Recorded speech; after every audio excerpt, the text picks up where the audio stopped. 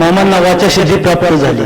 कशी झाली वाचा सिद्धी कशी झाली वाचा सिद्धी मामांना प्राप्त. श्रावण महिन्याचे दिवस होते, श्रावण महिन्याचे दिवस होते त्यावेळी तळ होता कर्नाटक राज्यामध्ये कटकळ या गावामध्ये. आणि श्रावण महिन्यात एवढी भीषण परिस्थिती पाण्याची निर्माण झाली होती मंडळी, परिस्थिती पाण्याची निर्माण झाली होती. शेतकरी शेतामध्ये पीक पेरायचा आणि ते पीक उगवता अगदी दुष्काळ पडल्यासारखी परिस्थिती आहे. उन्हाळ्याच्या श्रावण महिन्यात ही उन्हाळ्यासारखी उन्हाळ्याची दृश्य परिस्थिती निर्माण झाली होती मंडळी. आणि त्यावेळी कटकळ गावामध्ये मामांचा तळ होता.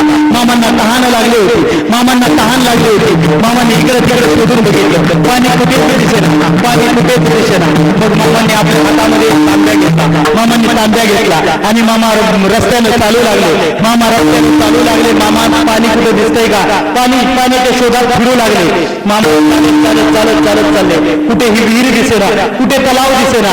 एवढी भयान परिस्थिती होती मंडळी. एक समोर विहीर दिसली, एक विहीर दिसली, पडकी विहीर होती, अवघड विहीर होती. त्यामध्ये उतरणं अतिशय कठीण होतं मंडळी. आणि त्याच्यामधून वर येणं, वर पडणं तर त्याहून अति कठीण होतं. मामा देव होता, तो देव होता, या जगाचं कल्याण करणारा देव होता. बघा मंडळी, मामांनी जर मनात आणलं असतं तर कुठेही भंडारा टाकला असता तरी पाण्याचा झरा निर्माण करता आला असता.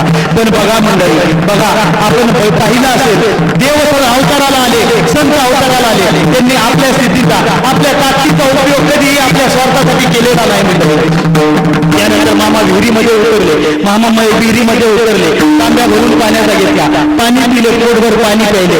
एक तांब्या भरून हातामध्ये घेतला आणि कसे बसा माझा देव वरती आला, विहिरीतून वरती आला. वर आले, वर बघतायत दोन भगवे वस्त्र परिधान केलेले दलाल साधू, दोन भगवे वस्त्र परिधान केलेले साधू समोर उभा होते आणि मामांना बोलू लागले, हे बाळ आम्ही तहानेनं खूप कासावीर झालो रे बाळ, आम्हाला तहान खूप लागली, थोडस प्यायला पाणी दिलं तर फार उपकार होतील तुझे. मामांचा जन्म मंडळ परोपकारासाठी झाला. मामांनी जन्म घेतला होता परोपकारासाठी. मामांनी हातामध्ये पाण्याने भरलेला तांब्याच्या साधूच्या हातामध्ये दिला.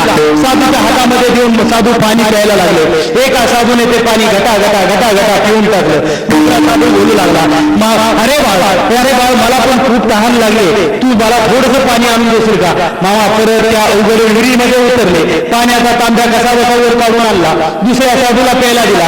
साधू खुश झाले आणि साधूंनी उजवा आपला आशीर्वादाचा हात मामांच्या डोक्यावरती ठेवला आणि मामांना बोलू लागले, आजपासून तू जे बोलशील ते खरं होत जाईल, तू जे मनात ठरवशील ते काम यशस्वी होत जाईल. आजपासून आम्ही तुला आशीर्वाद देतो, तुला वाचा सिद्धी प्राप्त होईल.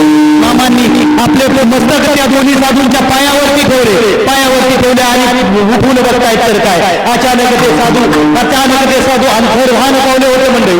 त्या दिवशी कोण होते साधू, ते साधूंच्या रूपात साक्षात नारद महर्षींनी मामांना दिलेला तो आशीर्वाद होता. आणि त्या दिवसापासून या माझ्या देवाला, या माझ्या जगाच्या मालकाला, या माझ्या त्रैलोक्याच्या मालकाला, या माझ्या ब्रह्मांड नायकाला वाचा सिद्धी प्राप्त झाली. माझ्या ब्रह्मांड नायकाला वाचा सिद्धी प्राप्त झाली. बोला बाळू मामाच्या